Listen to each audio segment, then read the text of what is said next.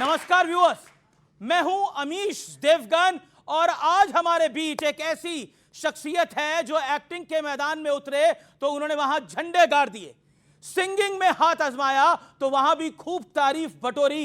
इसके बाद वो नेता बनकर संसद पहुंचे, लेकिन कंट्रोवर्सी है कि उनका पीछा ही नहीं छोड़ती। अब उन्होंने उत्तर प्रदेश के मुख्यमंत्री योगी आदित्यनाथ पर बनी film Ajay the untold story of Yogi में काम भी किया है। तो स्वागत करिए पूर्व मेंबर ऑफ पार्लियामेंट और साथ ही साथ जाने माने एक्टर सुपरस्टार दिनेश लाल यादव उर्फ निरहुआ का, जो हमारे साथ मौजूद है स्टूडियोज में। जोरदार तालियों से अभिनंदन है।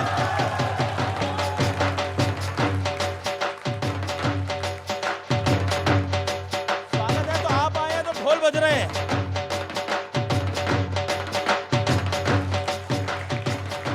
बैठिए। तो निरहुआ जी का स्वागत है, एक बार फिर जोरदार तालियों के साथ अभिनंदन है। निरहुआ जी भोजपुरी सिनेमा के सुपरस्टार हैं और इनका असली नाम है दिनेश लाल यादव, यानी ये यादव जी बड़े कमाल के हैं और आज हमारे बीच हैं और हमारे साथ हैं। उनके चाहने वाले जो उनसे सीधे सवाल करेंगे आज हमारे साथ हैं। मेरे साथ एक्सपर्ट्स भी हैं। मेरे साथ शांतनु गुप्ता हैं जो जाने माने लेखक हैं और साथ ही साथ उन्हीं की लेखनी पर यह फिल्म भी लिखी गई है। मेरे साथ मौजूद हैं सतीश के सिंह, उनका अभिनंदन है। मेरे साथ एक और हमारे एक्सपर्ट मौजूद हैं, उनका भी अभिनंदन है जोरदार तालियों के साथ। मेरे साथ नलिनी है मेरी सहयोगी, उनका भी अभिनंदन है। चलिए तो सवालों और जवाबों का सिलसिला शुरू करा जाए। 2020 में आपने कहा था कि आप सीएम योगी पर फिल्म बनाना चाहते हैं और पर्दे पर उनके किरदार को जीना चाहते हैं। फाइनली करीब 5 साल बाद आपका यह सपना पूरा हो रहा है या उद्देश्य पूरा हो रहा है? सपना था या टारगेट था? नहीं, सपना था क्योंकि मैंने ये बुक पढ़ी थी, जो बुक शांतनु जी ने लिखा है जी, जो आज हमारे बीच में उपस्थित हैं। तो ये the monk who became chief minister ji, Shantanu Gupta. तो ये पढ़ने के बाद मेरे मन में ऐसा आया था कि ये फिल्म बननी चाहिए। बहुत ही शानदार किताब है, क्योंकि जब हम लोग फिल्म बनाते हैं तो एक किरदार को ऐसा गढ़ते हैं, कल्पना करते हैं कि एक आदर्श व्यक्ति होगा, आदर्श नागरिक होगा, बुराइयों से लड़ने वाला होगा, समाज को सुधारने वाला होगा, ऐसा किरदार हम कल्पना करते हैं। लेकिन जब मैंने ये बुक पढ़ा तो हमने देखा कि यहाँ तो रियल हीरो हमारे पास ही हैं, तो इन पे फिल्म बननी चाहिए। इसलिए मेरे मन में ये विचार आया।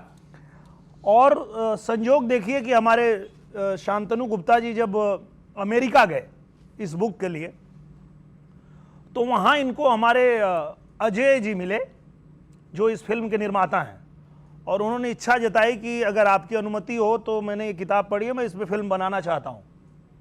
फिर वो भारत आए और हमारे जो निर्देशक हैं रविंद्र गौतम जी, उन्होंने मुझे अप्रोच किया कि योगी जी पे हम लोग फिल्म बना रहे हैं, इस बुक पे फिल्म बना रहे हैं और हम चाहते हैं कि ये किरदार आप भी करें। तो मैंने कहा कि आप जो बोलेंगे मैं उसमें कर लूँगा, क्योंकि मेरी भी इच्छा है कि जब योगी जी पे फिल्म बन ही रही है, जो मैं भी चाहता था, तो जो भी किरदार आप मुझे देंगे वो मैं कर लूँगा। और फाइनली इसमें मैंने आपका किरदार किया है। जी, अच्छा, एक पत्रकार का किरदार किया है। तो काम आसान लगा या कठिन? बहुत आसान था मेरे लिए। आपके लिए आसान था, लेकिन हमारे लिए तो आसान नहीं होता। आप लोग कठिन बना देते हैं। देखिए, आप नेता भी हैं और अभिनेता भी हैं। नेता और अभिनेता दोनों जो है, एक तो अभिनेता खतरनाक होता है, नेता तो उससे भी ज्यादा खतरनाक होता है। तो आपको ज्यादा खतरनाक कौन सा लगता है, नेता या अभिनेता? सबसे ज्यादा खतरनाक तो पत्रकार ही होता है। चलिए तो पत्रकार के पास चलते हैं। सतीश के सिंह है हमारे साथ, जाने माने पत्रकार हैं। सतीश जी, क्या सवाल है आपका? मेरा तो सवाल ये है कि आपने ये जो फिल्म बनाई है, आप इसके बड़े प्रणेता हैं, तो ये फिल्म आपने योगी जी के अतीत पर बनाई है या योगी जी के भविष्य के लिए बनाई है? वाह, बहुत सही सवाल किया आपने। ये एक ऐसी फिल्म है जो योगी जी के विषय में मैं भी नहीं जानता था, जनता भी नहीं जानती होगी, उन पहलुओं के ऊपर ये फिल्म बनी है कि एक पहाड़ में साधारण परिवार में जन्म लेने वाला बच्चा, जिस गांव तक सड़क भी नहीं पहुंची थी, वहां से मुख्यमंत्री के पद तक पहुंचना, वो संघर्ष उनका तप, उनका त्याग, ये उनकी जो जर्नी है उसके ऊपर ये फिल्म है। तो वो अभी किसी को पता नहीं होगा, अनटोल्ड स्टोरी इसीलिए कहा गया। अनटोल्ड स्टोरी है इसीलिए आप कहा गया है। कोई पूछना चाहता है सवाल? आप तो अभी तक बहुत सरल स्वभाव के लग रहे हैं, बहुत अच्छे लग रहे हैं। अपने दोस्तों को आप क्यों नहीं समझाते हैं? कोई रिमोट से लहंगा उठा देते हैं। हमें तो आज चाहिए कि शारदा सिन्हा जी जैसे, हमें तो ये चाहिए ना कि लोकगीत जो हमारी बिहार की संस्कृति है वो चमके, ना कि ये सब सारी चीजें चमके। Thank you. बहुत बढ़िया आपने सवाल रखा है और बिल्कुल उस पर हम लोग बहुत बारीकी से काम भी कर रहे हैं। और चाहे वो रवि किशन जी हों, मनोज तिवारी जी हों, हम सभी लोग, पवन सिंह जी हैं, खेसारी लाल यादव जी हैं, तो हम लोग ये प्रयास कर रहे हैं कि जितना बढ़िया से बढ़िया सिनेमा जो है वो बना करके और भोजपुरी में ऐसी ऐसी फिल्में बने जिससे हमारा कल्चर दिखे, जो आपने कहा। और उस दिशा में हम लोग इतना प्रयत्न कर रहे हैं कि आजकल भोजपुरी में जो फिल्में आ रही है उसको परिवार के साथ लोग देख रहे हैं और 300-400 मिलियन एक फिल्म का व्यूज आ रहा है। अब आप कह रहे हैं ये परिवार के साथ फिल्म देख रहे हैं, मैं नाम बताता हूं। लैला मालबा, पेप्सी पी के लगेलू सेक्सी, पेप्सी पी के लागेलू सेक्सी, चुम्मा तुम्हार विटामिन है। अब ये फैमिली फिल्म्स हैं आपकी राय में? ये किस फैमिली के साथ ऐसी फिल्में देखी जाती हैं? अब मैं आप लोगों को दावे के साथ कह सकता हूं कि ये तीनों फेक नाम है। नहीं, फेक नाम नहीं है। मैं गारंटी देता हूं, इसको सर्च किया जाए, पूरी दुनिया इसको खोजे, क्योंकि ये ही मीडिया ने इसी तरह से भोजपुरी को बदनाम किया। आप कह रहे हैं सब फेक नाम है, गलत नाम है? मैं कह रहा हूं कि इस तरह की कोई फिल्म बनी ही नहीं है। अच्छा, रिमोट से लहंगा उठाने वाला गाना भी नहीं बना? नहीं, वो गाने की बात की तो हमने उस पे कहा, पर इस तरह से जैसे आपने तीन नाम दिया। आपकी बात थोड़ी देर के लिए मान लेता हूं। रिमोट से जो लहंगा उठाने की बात है या फिर जो मामला, वो जो पूरा प्रकरण है, उसको आप मानते हैं वो फैमिली का सॉन्ग है? उस पे तो रवि किशन भैया नेशनल टेलीविजन पे माफी मांग चुके हैं और तो उनको माफ कर दिया जाना चाहिए, क्योंकि आगे वो ऐसी गलती नहीं करेंगे। उन्होंने कहा, आप कहते हैं कि आप तो कहते हैं अश्लीलता के लिए बॉलीवुड के लोगों को जिम्मेदार मानते हैं, लेकिन आपका कहना है कि बॉलीवुड ने भोजपुरी इंडस्ट्री को बदनाम किया है, जबकि भोजपुरी के गानों में भी अश्लीलता कूट कूट के भरी है, ये हमने देखा है कई बार। बिल्कुल, मैं आपके बात से सहमत हूं और मैं ये कहना चाहता हूं कि आप पूरे भारत में किसी भी भाषा के एल्बम उठा लीजिए, सब लोगों का वही हाल है, बदनाम सिर्फ भोजपुरी को किया जाता है। जिस भाषा में लोगों को बहुत प्राउड फील होता है कि यहाँ बहुत अच्छा है, उसके नाम ऐसे हैं कि एक आध नाम भी जुबान से नहीं ले सकते। अंधेरी रात में दिया तेरे हाथ में, ये मराठी का है।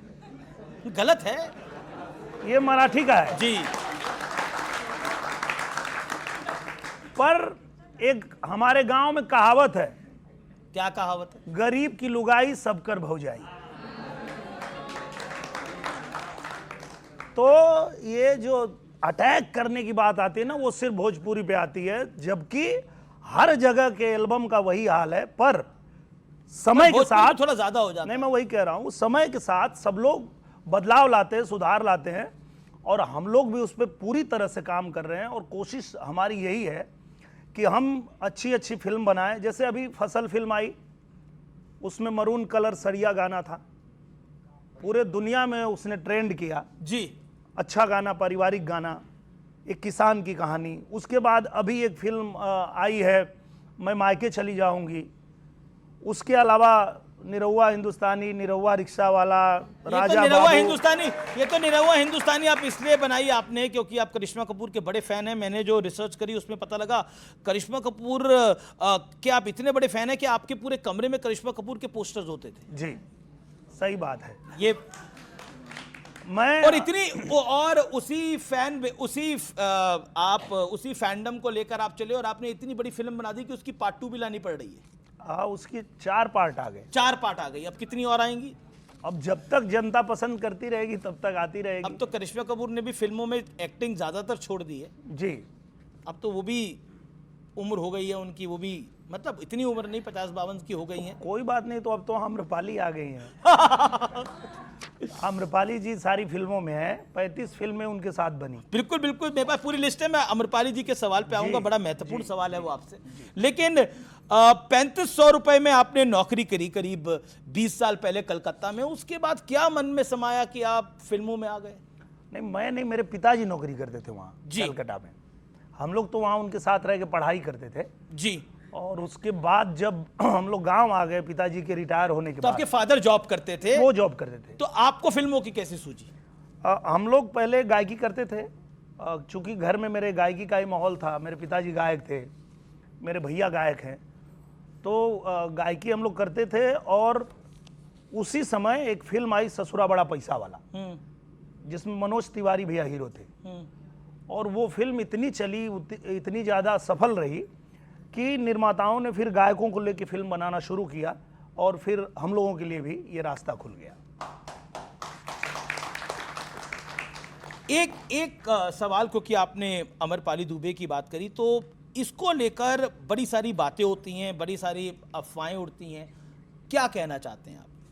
बहुत बेहतरीन अभिनेत्री हैं और मैं तो उनको कहता हूं कि वो एक्सप्रेशन की देवी हैं। जब भी कोई किरदार निभाती हैं वो इतना बढ़िया करती हैं कि जो लोग मेरी फिल्मों को 2014 से पहले, अगर समझिए कि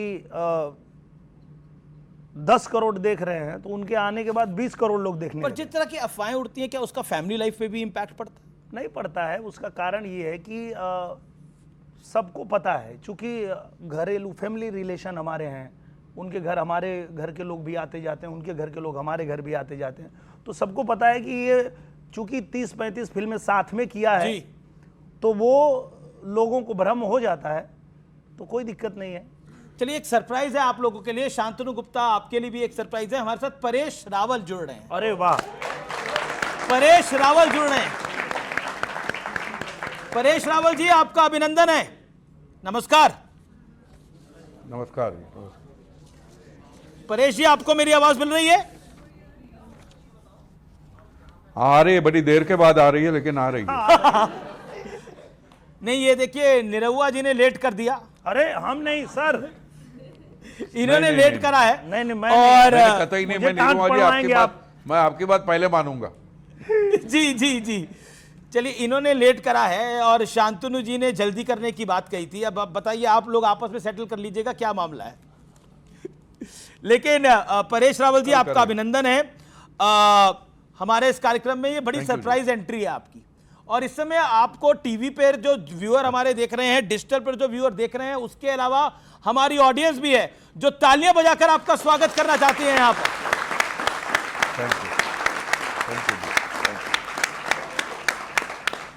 तो परेश रावल जी, कॉम्बिनेशन जबरदस्त है।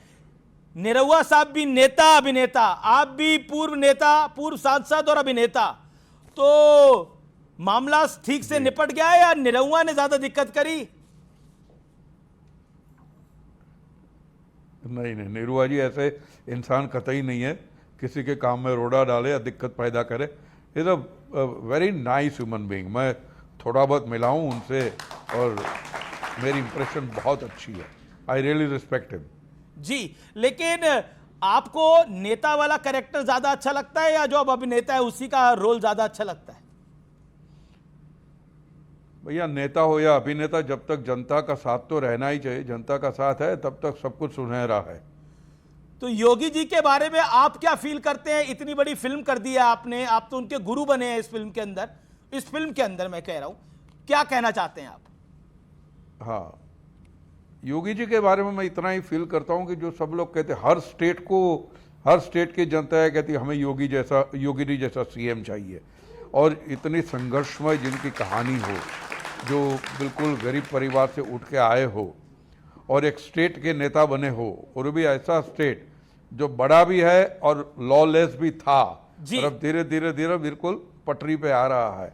तो ऐसे स्टेट को पटरी पे लाना, जहाँ पे यूँ कहते कि माफिया का राज था, अब वहाँ पे वो राज नहीं रहा है, धीरे धीरे ख़त्म हो रहा है, तो ऐसे नेता को तो सलाम करना चाहिए। निरहुआ कुछ आपसे पूछना चाहेंगे? निरहुआ आप कुछ पूछना चाहेंगे परेश रावल जी से? मैं या तो कुछ कहना चाहेंगे? हाँ बिल्कुल कहना चाहूँगा। सर को मैं ये कहना चाहूँगा, पहले उनको प्रणाम करता हूँ जी जी। क्योंकि सर को देख के ही हम लोग सीखते हैं। और मैं ये कहना चाहूँगा सर कि मैं तो आपको 1 सेकेंड वेट नहीं करा सकता, मैं आपका इतना बड़ा भक्त हूँ, जो भी देर किया है इन लोगों ने किया है। तो मैं बस यही कहना चाहूँगा। मीडिया की बात हर बार माननी नहीं चाहिए। देखिए आप दोनों मिलके मुझे फंसा रहे हैं, लेकिन हम तो सबको फंसाते हैं, लेकिन फिर भी हमारी ऑडियंस है तो परेश रावल जी आपके और आपके गन भी है, आपको कौन फंसाएगा? परेश साहब एक सवाल अलग है थोड़ा। अक्षय कुमार और प्रियदर्शन के साथ आपने कई हिट फिल्में दी हैं, लेकिन वो खटपट की बीच में खबरें आई थी, अब सेटल डाउन हो गया है या फिर योगी जी को बोलना पड़ेगा? नहीं, योगी जी को भी मत बोलिए, ट्रंप को भी मत बोलिए कि हमने अंदर कर लिया। ट्रंप के पास बहुत सारे और काम है, कई सारे और उन्होंने युद्ध रुकवाने हैं, कितने रुक पाएंगे तो पता नहीं मुझे। या वो दुनिया में निकले हुए हैं युद्ध रुकवाने के लिए। लेकिन हमारे साथ यहाँ पर जावेद साहब हैं। जावेद साहब आप परेश रावल जी से कुछ पूछना चाहते हैं? भारतीय जनता पार्टी के अंदर कौन सा ऐसा नेता है जो बहुत अच्छा अभिनेता बन सकता है? देखिए, अभिनेता क्या होता है कि जो प्रिटेंड करता है, ढोंग करता है, ऐसा कोई नेता यहाँ पे तो बिल्कुल आप देख रहे हैं, बीजेपी वाले जो मैनिफेस्टो में लिखा है वो सब कुछ पूरा कर रहे हैं काम। वो 370 हो या 3 तलाक वाला हो, कोई भी काम हो वो पूरा कर रहे हैं, ऐसा कोई ढोंगी नहीं है। इस सवाल को थोड़ा घुमा के वो करके दिखाते हैं और करके दिखाएंगे। बीजेपी में परेश रावल का फेवरेट कौन है? मेरा? हाँ जी, मेरा बिल्कुल मोदी साहब। मोदी साहब। और मोदी साहब के बाद कौन है फेवरेट आपका? एक नाम। अमित भाई जी जी, बहुत बहुत शुक्रिया। इस फिल्म का एक डायलॉग आप सुनाना चाहेंगे अपने अंदाज में परेश रावल जी? अरे भैया, मुझे डायलॉग अभी याद नहीं है, लेकिन एक डायलॉग था कि अगर कौशल्या माता ने राम का हाथ नहीं छोड़ा होता तो राम राजा बन सकते थे, भगवान नहीं बन सकते थे। बहुत बहुत शुक्रिया परेश रावल आपका हमारे साथ जुड़ने के लिए। चलिए, एक तो शांतनु गुप्ता आपके पास अब आते हैं, और आपने तो भगवा डाला हुआ है, और आप क्या कहना चाहते हैं? आप क्या निरहुआ से पूछना चाहते हैं? निरहुआ भैया, हम लोग तो 40 दिन शूटिंग पे साथ में रहे और सीन देखते थे, बातें करते थे, और आप योगी जी के साथ भी रहे हैं, तो आप रियल योगी जी के साथ भी रहे हैं और जो कैरेक्टर हमारे अनंत जोशी के साथ भी रहे हैं, उनमें आपको क्या सिमिलैरिटी डिसमिलैरिटी लगी? तो आप अनंत के बारे में बोलेंगे, अनंत जोशी जो हम लोगों के सबके प्रिय थे सेट पे, उनके बारे में आप क्या कहना चाहेंगे? देखिए, मैंने जितना उनको देखा, अनंत भाई को, उनका जो डेडिकेशन है वो जब आप फिल्म देखेंगे तो आपको पता चलेगा। ट्रेलर देख के भी लोगों को अंदाजा तो लग ही गया है कि उन्होंने हूबहू योगी जी को उतार दिया है जी। और मुझे ऐसा लगता है कि उनसे बेहतर योगी जी कोई नहीं कर सकता था, क्योंकि जब मैं योगी जी को कभी मिलता हूं, उनसे बात होती है, और जब सीन में मैं अनंत भाई के साथ में डायलॉग कर रहा था तो मुझे अचानक लगता था कि योगी जी ही बोल रहे हैं। इतना बढ़िया अनंत जी ने किया जी। मैं ऑडियंस से कुछ सवाल लेना चाहता हूं। आप कुछ सवाल पूछना चाहती हैं, पूछिए। यहाँ दर्शकन की काफी उम्मीद बा आपसे, आप अच्छा एक्टर भी बाड़ी, सिंगर भी बाड़ी, आप अजय दा अनटोल्ड स्टोरी करत बानी, तो योगी जी खातिर 2 लाइन हो जाए। योगी जी खातिर एकदम वो गाना भी फेमस है, बाबा जी वाला। घुस जल बिलिया में सांप बिच्छू गोजर, अरे घुस जल बिलिया में सांप बिच्छू गोजर, चलेला जब चाँप के बाबा का बुलडोजर, चलेला जब चाँप के। बाबा का बुलडोजर चलेला जब चाप के। सब लोग क्या है, जब फिल्म की बात हो रही थी सब कुछ योगी जी में, भगवान योगी जी सब अच्छा। निरहुआ जी आप तो उनके नजदीक रहते हैं, बातचीत करते हैं, उनमें खराबी क्या है, एक आध चीज ये भी तो बताइए। कमी और बुराई सभी में भरी है, कमी के बिना कोई आदमी नहीं है। मुझे कोई ऐसा बगीचा दिखा दो जहां के गुलाबों में कांटे नहीं। बात करते हैं, अब ये कमी की बात करते हो तो उनके हित में है। नहीं, आप नहीं, कमी नहीं। को बताइए लोगों में ताकि वो सुधारें। उसी पे आ रहा हूं। तो ये तो हो गई आम इंसान की बात, हमारी आपकी बात। लेकिन अगर उनके अंदर कोई कमी होती तो वो योगी नहीं होते। वो योगी इसीलिए हैं कि उनके अंदर कोई कमी नहीं है, कोई लोभ नहीं, कोई लालच नहीं है, कोई द्वेष नहीं है, तब जाके वो योगी बने हैं। ठीक है, ऐसा क्यों है कि आपका 36 का आंकड़ा है पवन सिंह के साथ? नहीं, बिल्कुल नहीं। वो तो मेरे छोटे भाई हैं और हमारे दोनों के बीच बहुत अच्छे संबंध है, खेसारी लाल यादव के बहुत साथ। अच्छा संबंध है। वो भी मेरे पर छोटे ये भाई संबंध अच्छा दिखता क्यों नहीं है? हर जगह दिखेगा आपको, हमारे बीच में अभी तक तो नहीं दिखा नहीं नहीं दिखेगा। कि फ्यूचर का प्लान है ये। नहीं नहीं नहीं नहीं, खेसारी लाल यादव जब पहली फिल्म उनकी आ रही थी और उस फिल्म में रुकावट आ रही थी और लग रहा था कि रिलीज नहीं होगी, तो मैंने ही रिलीज करवाया था उस फिल्म को। तो ऐसा नहीं है, बहुत अच्छा रिलेशन नहीं, है। मैं आपका एक बयान सुनाता हूं। आपका एक बयान था कि गाना बनाकर व्यूज लेना कोई बड़ी बात नहीं है। अगर नंबर 1 की बात है तो टॉप 3 भोजपुरी फिल्में मेरी हैं, उसके बाद की लड़ाई बाकी लोगों के लिए है। आप टॉप 3 में तो आप अपने आप को मानते हैं कि number 1 Nirahua, number 2 Nirahua, number 3 Nirahua. वो तो सच्चाई है, अच्छा, क्योंकि आप आज भी YouTube पे सर्च तो रवि करेंगे, किशन कहाँ है? वो तो उसके ऊपर है, A1 है वो। A1 है। और मनोज तिवारी वो दोनों एक साथ हैं। और पवन सिंह? पवन जी जो हमारे हैं वो पावर स्टार हैं। पावर वहीं से शुरू होता है, वहीं खत्म होता है। ओके, नहीं पर तो आपने बताया नहीं, ये नंबर 1, 2, 3 में कहीं पवन सिंह नहीं आ रहे? नहीं, वो मैं जिस भाव में कहा, जिस वजह से कहा, वो तो आप जान लीजिए कि जितनी भी फिल्में आई हैं, चाहे मेरी आई हो, पवन जी की आई हो, खेसारी जी की आई हो, जब आप सर्च करने जाएंगे तो आपको पता चलेगा कि जो 30 करोड़ 40 करोड़ लोगों ने फिल्में देखी है, उसमें टॉप 3 नहीं, टॉप 5 फिल्में मेरी ही है।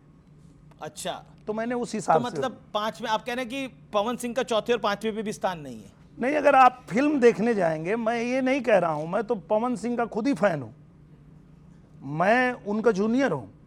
पवन सिंह मुझसे पहले आए इंडस्ट्री में और उनके गायकी के हम लोग बचपन से फैन हैं। तो मैं उनका उनको, तो डांस बड़ा फेमस है। हाँ, उनको मैं क्रिटिसाइज नहीं करूंगा और मैं झूठ भी नहीं बोलूंगा, मैं सच में उनका फैन हूं। पर बात जब फिल्म की आई, ये कहीं पे कोई पूछ रहा था, तो मैंने बताया जो सच है कि भाई ये फिल्में हैं जो 1, 2, 3, 4, 5 पे है, तो इन फिल्मों के बाद आप बात करिए, उसमें घुसने की कोशिश मत करिए। अच्छा, ये कंट्रोवर्सी आपका कभी पीछा नहीं छोड़ती? आप बिग बॉस में गए, वहां पर भी आपकी इमाम सिद्दीकी से आप उलझ गए, वहां उनसे झगड़ा हो गया आपका। ये कंट्रोवर्सी क्यों नहीं पीछा छोड़ती आपका? अब क्या है कि वो सामने से लड़ने के लिए ही आए थे। उनको मैं, चूंकि बिग बॉस ऐसा शो था कि मैं वहाँ गया, मुझे समझ ही नहीं आ रहा था कि ये चल क्या रहा है, ये लोग बिना मतलब लड़ कहाँ रहा है। तो हम तो एक ही हफ्ते में बाहर आ गए। उसके बाद जब दोबारा मुझे वहाँ भेजा गया, तो मुझे लगता है कि इमाम भाई को तो भेजे ही थे मुझसे लड़ने के लिए, और वो हर बात में कुछ ऐसा करते थे कि लड़ाई हो जाती थी। चलिए, इमाम को तो आपके लिए भेजा गया था लड़ाई लड़ने के लिए। लंदन की फ्लाइट में एयर होस्टेस को भी आपसे भेजा गया था लड़ने के लिए? नहीं, ऐसा नहीं है, वो हो जाता है कभी कभी की गलतफहमी हो जाती है, पर ऐसा सारी नहीं है। गलतफहमी आप ही के साथ क्यों होती है? अब भाई इंसान है तो इंसान के साथ तो होती रहती है गलतफहमियां। कुछ युवा मित्र मेरे सवाल पूछना चाहते हैं। आप क्या सवाल पूछना चाहते हैं? आगे तो हम पहले बहुत वीडियो देखे चलू, बच्चे से पहले कैसेट चले चले, चोरा चोरा के मतलब पैसा से कैसेट खरीदाई चले, वाह, तब वहाँ के वीडियो हम सब देखे चलू। तक बाद हम ई कहे ले चाहे छी, एवरी जे बिहार में चुनाव भ रहल छै, उहो में एबे कि नहीं अहाँ प्रचार करे ले? जरूर जरूर, और अहाँ सबके आशीर्वाद लेवे हम जल्दी आ रहल छी। जल्दी आ रहे हैं, जल्दी से जल्दी है।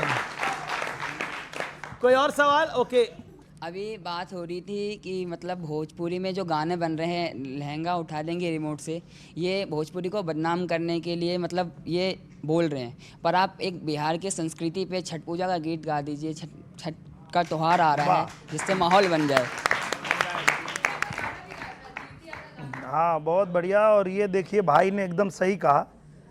और ये हमारे बिहार में छठ पूजा के अवसर पे जब ये धुन बजती है तो दुनिया में कहीं भी कोई भी व्यक्ति जब इस धुन को सुनता है तो उसे उसके घर की याद आ जाती है। कांचे ही बांस के बहंगिया, बहंगी लचकत जाए, बहंगी लचकत जाए, कांचे कांचे बसवा के बहंगी बनाई के, चल पहरे दरवा किनरवा उठाई के, रमत झमत गावत गीतिया, जाले माई के दुआर। धन्यवाद। मैं आपसे अगला सवाल पूछता हूँ। ये सवाल थोड़ा अलग है। मोहन भागवत ने बोला बच्चे 3 होने चाहिए, आपके अनुसार बच्चे कितने होने चाहिए? मेरे तो 2 ही हैं। आपके 2 ही हैं, तो एक कम है आपका, इसका मतलब? कोई बात नहीं, देखिए ये मौका है, तीसरा भी कर सकते हैं। मैं ये कहना चाहता हूं कि देखिए जो भी देश में जिम्मेदार लोग हैं, मुझे लगा आप बोलने वाले हैं जैसे रवि किशन ने बोला था कांग्रेस जिम्मेदार है बच्चों के लिए। हाँ, उन्होंने कहा था कि भाई वो पहले लोग कांग्रेस बच्चों के लिए कैसे जिम्मेदार हो जाएगी? आपको भी आपने जब बयान सुना तो आपको भी लगा ये क्या बोल दिया महाराज ने? नहीं, उन्होंने ये कहा था कि पहले अगर वो नियम लगाते तो हम भी रुक जाते। अब मोहन भागवत जी कह रहे थे ज्यादा करो, तो वही 3 करो, आपने 2 कर रखे हैं। मैं वही कहना चाह रहा हूं कि समय के हिसाब से, जैसे बहुत सारे देशों में आप देख रहे होंगे कि ऐसी समस्या आ रही है कि वहाँ बहुत बैलेंस बिगड़ चुका है कि औरतें बहुत हैं, वहाँ मर्द ही नहीं हैं। कहीं ऐसा हो गया है कि बूढ़े बहुत ज्यादा हो गए, बच्चे नहीं है। मैं मोहन भागवत जी का एंगल ये नहीं है, उनका एंगल दूसरा है, डेमोग्राफिक बदलाव का है। मैं ये कहना चाह रहा हूँ, आप बड़ी सरलता से इस सवाल को टाल रहे हैं। टाल नहीं रहा हूँ, मैं ये कह रहा हूँ कि अलग अलग समय पे जो लोग अपना अपना विचार होता है वो रखते हैं, उनको उनका विचार जो लगा होगा उन्होंने रखा होगा। लेकिन मैं असमर्थ हूँ, मेरा तो 2 ही है। आप असमर्थ हैं? हाँ, क्योंकि अब मेरा 2 ही है तो अब मैं क्या कहूँ।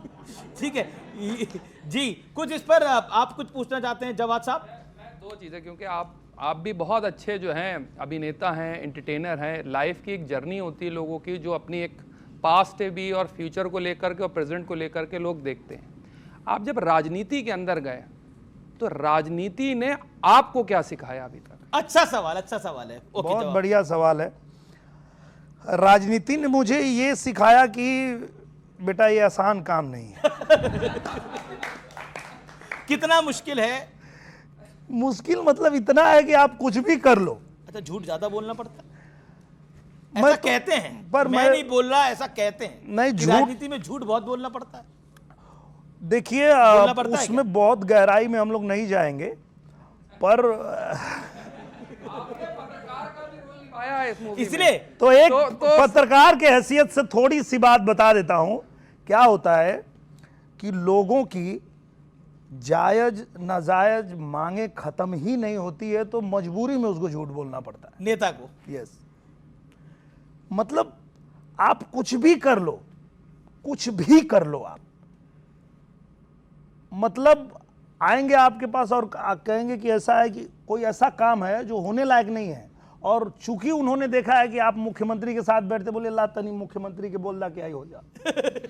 अच्छा, आपको बोला किसी ने ऐसा? हाँ, फिर आपने क्या बोला? करा मैंने मुख्यमंत्री जी को फोन। बोला आप अपना लिख के दे दीजिए, रख दीजिए, हम बात करेंगे। ये भी नहीं बोल सकते कि अरे यार मुख्यमंत्री को मैं कैसे बोलूं कि तुम्हारा तबादला कर दें। मैं मुख्यमंत्री को कैसे बोलूंगा भैया, आप बताइए। लेकिन उनकी ये मांग जब आती है तो एक सबसे एक सेकेंड, इसको सीरियस हम बना रहे हैं, लेकिन मैं सवाल पूछता हूं, अच्छा सबसे difficult demand as a leader, as a नेता आपके पास कौन सी है कि ये करके दिखाओ तो मानेंगे तुम सांसद हो भाई? अरे बहुत लंबी लिस्ट है। नहीं, एक तो बताइए तो सबसे बड़ी वाली। अरे जाने दीजिए, अब ये टीवी पे अच्छा नहीं लिखेगा। कोई ऐसी डिमांड थी जो टीवी में बता नहीं सकते आप? हाँ मतलब अच्छा, अभिनेता के तौर पर कोई ऐसी फैन की डिमांड हो कि जो आपने लगा ये करने में मैं असमर्थ हूं भाई? हाँ, बहुत बार क्या होता है कि जैसे मैं भी बहुत सारे हीरो का फ़ैन हूँ। मैं अमिताभ बच्चन का फ़ैन हूँ, मैं सलमान खान का फ़ैन हूँ, मैं अक्षय कुमार का फ़ैन हूँ। पर मैं उनसे जब मिलता हूँ तो मिलने के बाद मैं कहता हूँ कि मैं आपका फ़ैन हूँ, और बोलते बहुत अच्छा बात है, एक फ़ोटो दे दीजिए। पर हमारे फ़ैन यहीं नहीं रुकते हैं, वो कहते हैं कि अपने फिल्मिया में हम के लेला। जी चलिए, यहाँ से बड़ी सारी डिमांड्स आ रही हैं। कोई युवा सवाल पूछना चाहता है? आगे नलिनी, आगे आगे आगे आगे, बड़े सारे बच्चे बैठे हुए हैं काफी देर से। किसी की गाने की डिमांड है, डांस की डिमांड है तो कर लीजिए। नमस्ते सर, मेरा नाम कौशल है। नमस्ते। मैं उत्तर प्रदेश हरदोई का रहने वाला हूँ।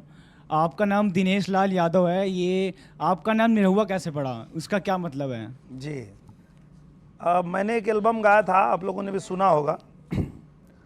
उस एल्बम का नाम था निरहुआ सटल रहे, और उसी एल्बम के बाद लोग मुझे इसी नाम से बुलाने लगे, और तब से मैंने भी अपना नाम निरहुआ रख लिया। ओके, अच्छा क्या डायलॉग आप बोल रही थी? ये आगे से सवाल आ रहा था। एक सेकंड पहले ये उनको दीजिए माइक।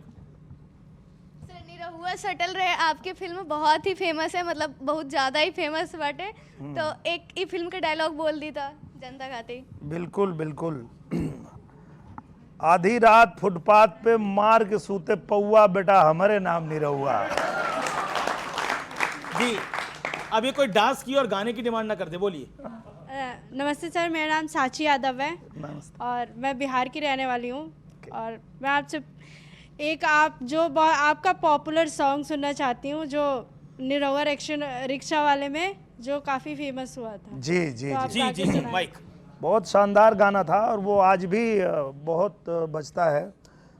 भोजपुरिया जवान नहीं सहेला गुमान, भोजपुरिया जवान नहीं सहेला गुमान, भोजपुरिया जवान नहीं सहेला गुमान, बाई बतिया के गावे गावे हाला, अब ये कह रहे हैं थोड़ा निरहुआ रिक्शा वाला, निरहुआ रिक्शा वाला। कोई नहीं चाह रहा, सिर्फ आप चाह रहे हैं। नहीं, मैं नहीं चाह रहा, ये सब चाह रहे। कौन कौन चाह रहा है वो हाथ खड़ा कर दे भाई, हाथ खड़ा करे जो चाह रहा है डांस हो जाए। देखिए, आप देखिए कितने सारे हाथ खड़े हैं, आप देखिए, और 70-80% तो खड़े हैं। और मैं ये कहना चाहता हूँ, क्या वो कह रहे हुक स्टेप होना चाहिए। बिल्कुल। खड़े हो जाइए, खड़े हो जाइए। देखिए पब्लिक, आप नेता भी अभिनेता भी, पब्लिक की डिमांड पे खड़ा ही होना पड़ता है। और मैं ये कह रहा हूँ कि आज जो है ये मंच एक नई चीज देखेगा कि एक मतलब रील का पत्रकार और एक रियल का पत्रकार।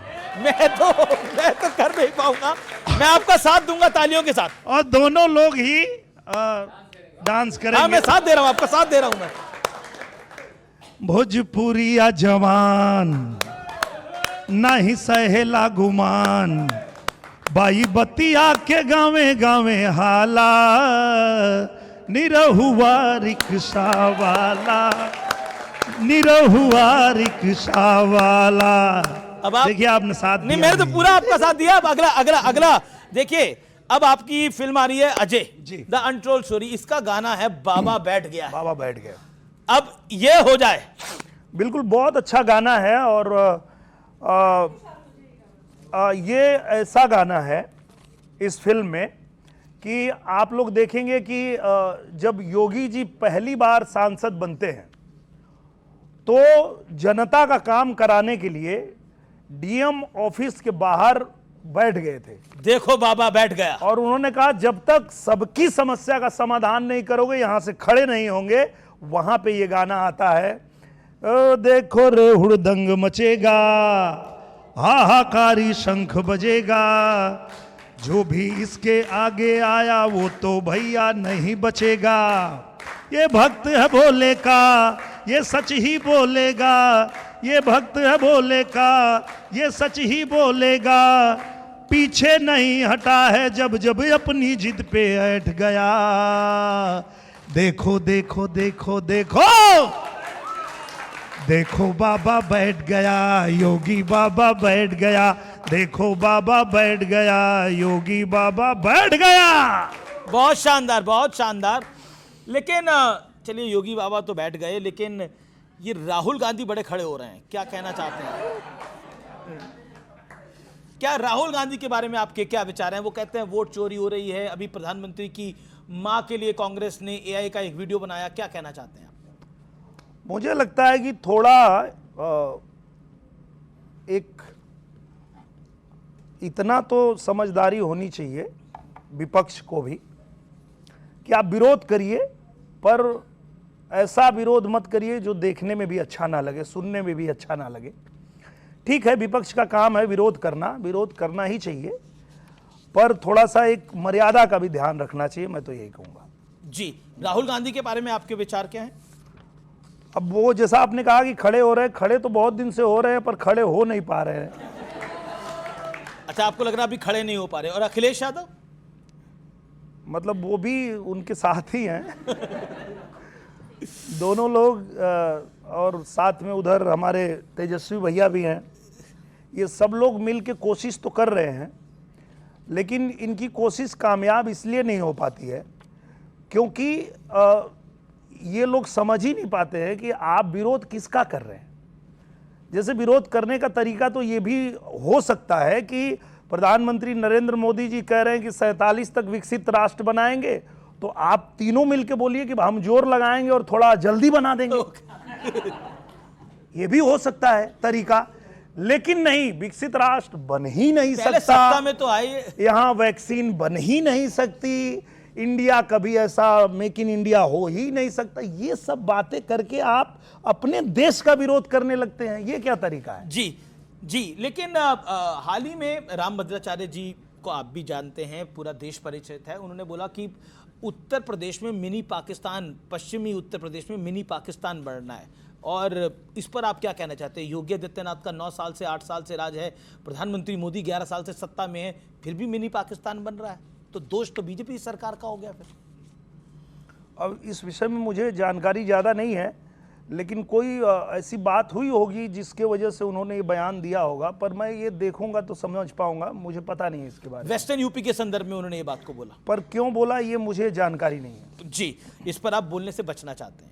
नहीं, मैं जानता नहीं तो मैं जरूर, मैं थोड़ा फिल्म बनाने में व्यस्त हूँ अभी। ओके तो राजनीति उतना वो। अच्छा, चलिए अब हम आपको कुछ फोटोग्राफ्स दिखाएंगे और आपका रिएक्शन लेंगे। देखते हैं पहली फोटो कौन सी आ रही है, ये देखते हैं स्क्रीन पे। खड़े हो सकते हैं आप? हाँ। क्या कहना चाहते हैं आप? हाँ, मैं तो इनके लिए वही पहले भी कहा था, अभी भी कहता हूं कि इनके लिए भी और प्रधानमंत्री जी के लिए भी, जब भी मैं इनको कार्य करते हुए अपने देश को, प्रदेश एक लाइन को, में बोलना है। एक लाइन में, योगी मोदी इस कलयुग में राम लला के दूत हैं और भारत माता कहती है ये दोनों मेरे सपूत हैं। ओके, अगला देख लेते हैं, अगली फोटो किसकी आ रही है, अब बताइए।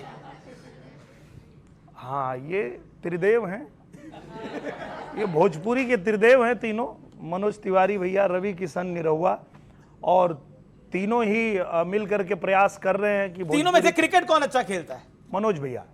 रवि किशन कहते हैं वो अच्छा खेलते हैं, और रवि भैया भी खेलते हैं, लेकिन मुंह से ज्यादा अच्छा खेलते हैं। ठीक है, अगली फोटो देख लेते हैं किसकी आ रही है। अमरपाली दुबे, ये कोई गाना डेडिकेट करना चाहते हैं इनको? हाँ, क्यों नहीं, गा दीजिए फिर। इनके साथ मेरी बहुत सारी फिल्में हैं। एक गाना, हिंदी वाला गाना होना चाहिए इसमें। ओ जहिया से घरवा में डेग तोहर पर गइल, लागेला चांद जैसे अंगना उतर गइल। ये हिंदी का गाना को डेडिकेट करना चाहेंगे तो? हिंदी का गाना, तुझे रब ने बनाया होगा फुर्सत से कीजे मेरे यार। जी चलिए अगली तस्वीर देखते हैं कौन सी आ रही है। अखिलेश यादव जी हैं, क्या कहना चाहते हैं आप? अपने सांसदों के साथ हैं। बिल्कुल, ये हमारे भैया हैं और इनको भैया को मैं जब भी देखता हूं तो मैं यही सोचता हूं कि नेता तो बहुत अच्छे हैं ये, लेकिन इनको भी बीजेपी में होना चाहिए। इनको बीजेपी में होना चाहिए? आप कह रहे हैं अखिलेश यादव को बीजेपी में होना चाहिए? क्यों होना चाहिए? क्योंकि मुझे लगता है कि ये भी कृष्ण के वंशज हैं और ये राम श्याम की धरती है। चलिए मैं चाहता हूं कि ये वीडियो अखिलेश यादव तक पहुंचाया जाए, उनका रिएक्शन लेंगे कि वो बीजेपी में उनका स्वागत करने को तैयार हैं दिनेश लाल यादव, अखिलेश यादव का। बिल्कुल, मैं चाहता हूं कि इनको बीजेपी में लाया जाए। बिल्कुल जी जी। चलिए अब ये रैपिड फायर राउंड है। आप नेता अच्छे हैं या अभिनेता अच्छे हैं? अभिनेता। अभिनेता अच्छे हैं। भविष्य का दमदार नेता कौन है, अखिलेश यादव या फिर राहुल गांधी? Choose one. मुझे लगता है कि योगी आदित्यनाथ। योगी आदित्यनाथ। इन दोनों में से बेहतर नेता कौन है, ये चूज करना है। योगी जी तो है ही बेहतर। ये दोनों में से तो अखिलेश भैया बेहतर है। अखिलेश भैया बेहतर है। चलिए मेरा अगला है, भोजपुरी का इन दिनों बड़ा सितारा कौन है, पवन सिंह या खेसारी लाल यादव? अरे दोनों बड़े हैं, एक को चूज करना है भाई। एक को चूज करेंगे तो पवन सिंह। पवन सिंह। मनोज तिवारी और रवि किशन में से बड़ा शोमैन कौन है? एक। पब्लिक कह रही है मनोज भैया। वो ठीक कह रहे हैं, क्योंकि अगर मनोज भैया को देखा जाए तो वो हर क्षेत्र में, मतलब रवि भैया तो अभिनय के क्षेत्र में बहुत अच्छा करते हैं, पर इनको देखा जाए तो ये जितना बढ़िया अभिनय करते हैं उतना ही बढ़िया ये राजनेता हैं, उतने ही बढ़िया ये मतलब स्टेज के भी परफॉर्मर हैं। तो ठीक, जनता सही कह रही है। अगली तस्वीरें आपको थोड़ी परेशान करने वाली हो सकती हैं, चाहिए प्ले करते हैं। अब इनमें से बेहतर अभिनेत्री कौन है, इन तीनों में से? बेहतर अभिनेत्री तो आम्रपाली ही है। बेहतर अभिनेत्री आम्रपाली है। अक्षरा सिंह नहीं है अच्छी? वो भी हैं, पर आपने कहा बेहतर, तो आम्रपाली जी की साथ में जो भी फिल्में हैं वो बहुत सराही गई। नंबर टू कौन है? नंबर 2 तो उनको मोनालिसा है। जी चलिए, मतलब अक्षरा सिंह को आप नंबर 3 पे मानते हैं? अरे भाई, तो आप 3 लोगों को दिखाएंगे तो तीनों को क्या बोल सकते हैं, तीनों को 1 नंबर रखिए। चलिए अगला देख लेते हैं क्या आ रहा है। लालू परिवार में बेहतर लीडरशिप किसमें है, इनमें या इनमें? मैं इनके राजनीति के बारे में जानता ही नहीं हूं। चलिए मेरा आखिरी सवाल है, नरेंद्र मोदी को आप किस तरीके से देखते हैं? देश के प्रधानमंत्री हैं, 1 लाइन। मुझे लगता है कि वो सदी के महानायक हैं और कभी कभी धरती पे इस तरह के महापुरुष पैदा होते हैं। उस सदी के महानायक हैं, कभी कभी धरती पे ऐसे पुरुष पैदा होते हैं, महापुरुष पैदा होते हैं, ये आपको कहना है। बहुत बहुत धन्यवाद, आप हमारे मंच पर आए। आप तमाम लोगों का बहुत बहुत धन्यवाद। लेकिन चलते चलते कुछ सुनाना चाहेंगे हमारे ऑडियंस को आप? हाँ, चले ला झूम के बाबा का बुलडोजर। घुस जाल बिलिया में सांप बिच्छू गोजर, चलेला जब चाप के बाबा का बुलडोजर, चलेला जब चाप के बाबा